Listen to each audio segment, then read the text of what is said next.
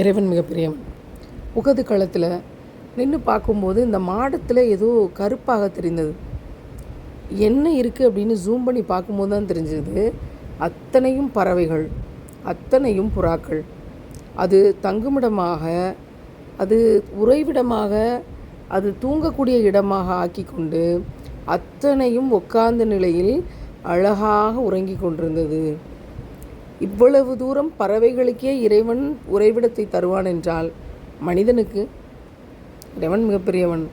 ஒவ்வொரு இடத்திலும் மக்கமா நகரத்தினுடைய, மதினமா நகரத்தினுடைய ஒவ்வொரு இடத்திலுமே நிறைய அத்தாட்சிகள் இறைவனின் படைப்புகளோடு. எல்லா இடங்களிலுமே கடை வீதிகள் இருந்தன.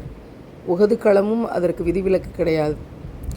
சந்தைகள், வாங்கக்கூடிய பொருட்கள், வியாபாரங்கள், இதை தாண்டி இந்த உலகத்தில் என்ன இருக்கிறதுங்கிற அளவுக்கு ஷஹீதான இடங்களிலும் கூட கடை வீதிகளும் கடை தெருக்களும் இருந்தது.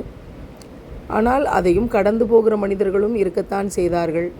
அதில் தேவையானவற்றை வருகிற போது வாங்கி கொண்டு போகிற மக்களும் இருக்கத்தான் செய்தார்கள். என்ன ஒரு ஆறுதல் என்றால், ஒவ்வொரு விடயத்தையும் பார்க்கிற போது இது 1400 ஆண்டுகளுக்கு எப்படி பயன்பட்டு இருக்கும் என்ற சிந்தனை தான் ஒவ்வொரு இடத்திலும் அதிகமானது. பேரிச்சம்பளங்களை பார்க்கும் போதெல்லாம் நான் படித்த ஹதீதுகளும் நபிகள் நாயகம் ஸல்லல்லாஹு அலைஹி வஸல்லம் அவர்களோட வாழ்க்கையில் நீங்காத இடம்பெற்ற இந்த பேரிச்சம்பளங்கள் என்ற நினைவையும் அவை தந்ததில் ஆகப்பெரிய சந்தோஷம். எந்த ஜாமானை வாங்கலாம், எவ்வளோ கிலோ பேரிச்சம்பளத்தை மூட்டை கட்டிட்டு போகலாங்கிறதெல்லாம் தாண்டி விளையாட்டு பொருட்களாக இந்த உலகம் நம்மை பயன்படுத்திடாமல் நம்ம பார்த்துக்கிறணுங்கிறதுல கவனமாக இருப்பதை உணர முடிந்தது.